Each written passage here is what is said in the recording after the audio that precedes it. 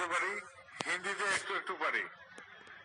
আমার ভাষা দুটোই, আমি বাংলা পারি আর একটু হিন্দি পারি। আমি এখানে বাংলাও বলতে পারি, হিন্দিতেও বলতে পারি। হিন্দি বললে আমার মনে হয় এখানে सब মানুষ বুঝতে সুবিধা হবে। हिंदी में बोलने में यदि हम बोलते हैं तो सबको समझने में सुविधा होगा। मैं बांग्ला बोल सकता हूँ, ओडिया समझ सकता हूँ, बोल नहीं पाता हूँ, अभ्यास नहीं है, इसलिए नहीं बोल पाता हूँ। आज यहाँ ठाकुर जी का शिव मंदिर का उद्घाटन हुआ। आज इस दिवस श्री श्री बरदा कवि यहाँ आए थे। बरदा इस भूमि में आए और उस दिन से अब तक ये दिन का पालन यहाँ होते गया। उद्घाटन का, उद्बोधन का जब समय निर्धारण का निवेदन करने श्रीधर सबको गए, तो जब गए तो आचार्य पूछे कब होता है उद्घाटन का समय, तुम लोग का उद्बोधन कैसा हुआ था, कब कैसा हुआ था, समूचा कौन कौन डेट में क्या क्या होता है सब सुने। उसके बाद जैसा यहाँ बौद्ध आए थे उसी दिवस में इस मंदिर का उद्घाटन का दिवस निर्णय किया गया। यही 15 फरवरी को बौद्ध कवि यहाँ आए थे। इस भूमि में आचार्य देव इस रास्ते से जाते हुए 2 बार यहाँ रुके हैं। शाम का प्रार्थना के समय 2 बार ही मैं उनके साथ कभी मौजूद था। जब आचार्य देव आए थे उसी वक्त प्रार्थना का समय हो रहा था और यहाँ बैठ के वो 2 बार ही प्रार्थना किए। साथ में मेरी पूजनीय माँ वो भी थी, भाई लोग थे, मैं भी आचार्य देव का अनुगमन कर रहा था तो मैं भी यहाँ था। श्रीधरदा ने आज याद दिलाया मेरा यहाँ आना 12 साल, जैसे कुंभ मेला आता है 12 साल बाद वैसा ही हुआ। 96 में हुआ, 2008 में हुआ, अब 2020 में, यानी कि 12 साल बाद मैंने यहाँ इस भूमि में आया। यहाँ ठाकुर जी का सेवा बहुत दिन से चल रहा है। एक छोटा केंद्र था, उस समय आप लोग बहुत सब कोई मिलकर यहाँ सहयोग भी किया, सहयोग किया उस कार्यक्रम में। वहाँ ठाकुर जी का भाव राशि जनमानस में विस्तार करने में भी आप लोग का सहयोग रहा होगा। आज यहाँ मंदिर उद्घाटन हो रहा है, तो मंदिर जब चलेगा तो मंदिर जो हमारा प्रार्थना गृह था उससे थोड़ा सा बड़ा है। मंदिर बड़ा है तो दायित्व भी थोड़ा सा बढ़ेगा। दायित्व क्या है? जो हमारा कर्म का पीछे पीछे दौड़ के कर्म को पूर्ण करता है, ठीक है? वो कर्म जो हमारे दायित्व के पीछे पीछे चल के उस दायित्व का पूर्ण करता है वही ठीक कर्म है, उचित कर्म है। नहीं तो वो कर्म बेकार का है। जो भी हम काम करते हैं वो हमारा दायित्व के पीछे दौड़ता है जब, तभी। जैसा हम शादी किया तो हमारा पत्नी रहेगा, हम शादी किया तो हमारा पति रहेगा, हम शादी किया तो बाल बच्चा भी हो सकता है, हम शादी किया तो घरेलू पारिवारिक रिश्ता भी हो सकता है। सबके पीछे दायित्व रहता है। जो पति है, एक माँ, एक औरत उस पति के लिए कुछ दायित्व निर्वाह करती है और क्या करती है, उस दायित्व के लिए जो जो कर्म करना उचित है उस कर्म को करती है।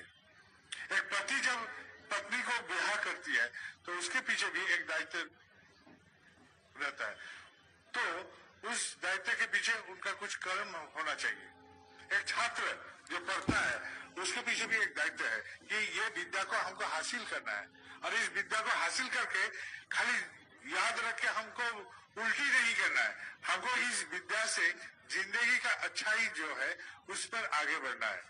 सोच, विद्या ये है, इस विद्या से हम सोच करेंगे। जैसे कि एक आर्टिस्ट होता है तो बहुत सारे रंग रहता है, बहुत सारे रंग, वही रंग से एक पेंटर वहां पेंट कर देगा सीधा सीधा, लेकिन एक आर्टिस्ट उसी रंग को मिला मिला के कुछ नया कुछ निकालेगा। मूल 3 रंग में वो मिला मिला के इतने सारे रंग भर देंगे। तो ज्ञानी वही है। विद्वान और ज्ञानी में फर्क यही होता है, विद्वान जो पढ़ता है उसको लेके वो चल सकता है, लेकिन ज्ञानी उस विद्या से और कुछ बना सकता है और कुछ कर सकता है। ज्ञानी और विद्वान में शायद यही फर्क है, विद्वान वही कर सकता है सीमित रूप से, और ज्ञानी उसी चीज को और भी महत्व कर सकता है और भी महत्व बना सकता है। एक पेंटर सिर्फ पेंट कर सकता है, पोतरा मार सकता है, लेकिन आर्टिस्ट होगा उस रंग से वो हजारों रंग उसमें भर के एक अच्छा चित्र बना दे सकता है। तो यही है फर्क।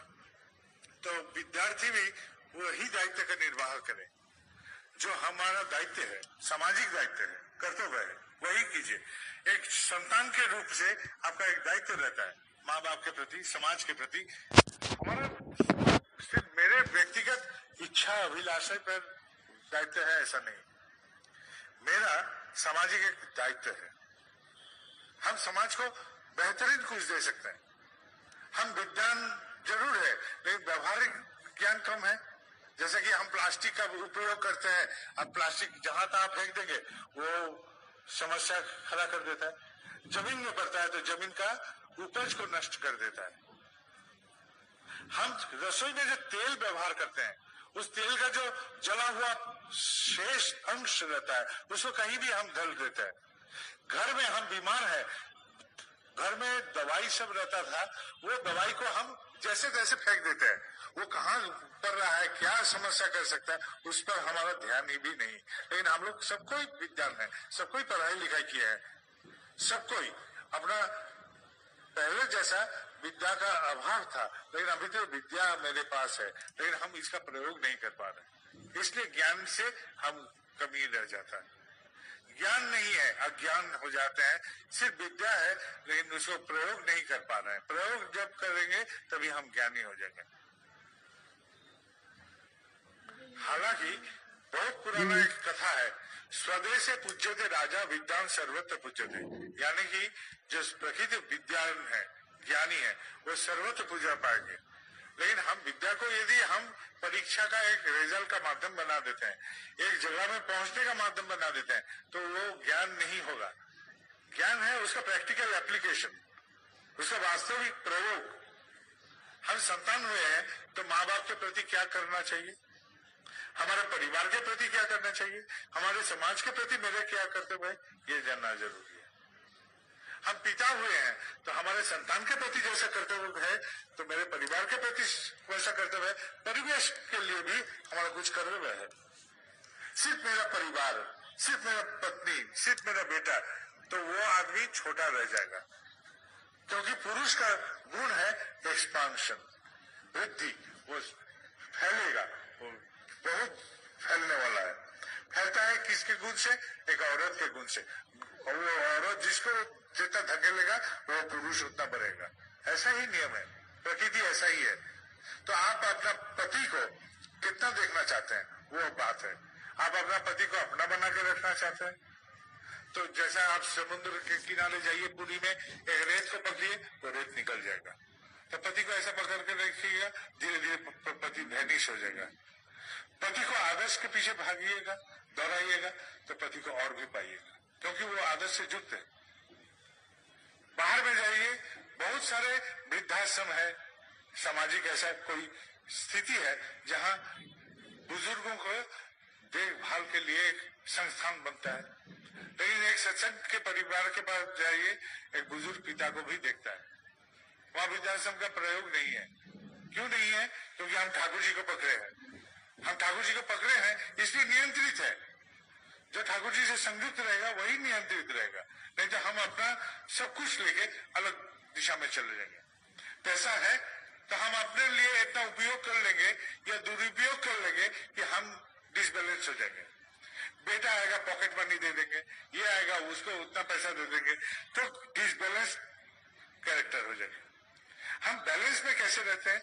जितना हम प्रेम करते हैं, जो पुरुष है जो परम पुरुष हैं, उनके प्रति जितने प्रेम करेंगे उतना हम नियंत्रित होते जाएंगे। ठाकुर जी ऐसा चाहते हैं, ओ मेरे ऐसा होना चाहिए। ठाकुर जी ऐसा बोलना चाहते हैं तो हमको ऐसा होना चाहिए। आज सुबह में हमको एक बात अचानक गाड़ी में दौड़ते बातों बातों में आ गया कि हम आएंगे, यहाँ आए थे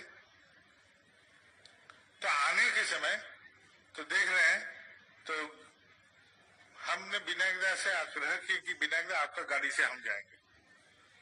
तो विनायकदा को हम बोल दिए अपना यहाँ हम गाड़ी लेके नहीं आए हैं, हम हवाई जहाज से आए हैं, यहाँ गाड़ी आपका व्यवहार करेंगे।